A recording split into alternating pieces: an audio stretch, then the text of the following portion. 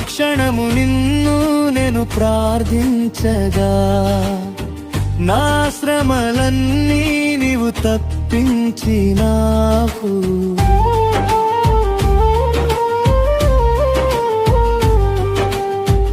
అనుక్షణము నిన్ను నేను ప్రార్థించగా, నా శ్రమలన్నీ నీవు తప్పించినావు. నే జన్మించక ముందే నా కోరకై కల్వరిలో నా పాప శిక్ష భరించితివి. అందుకే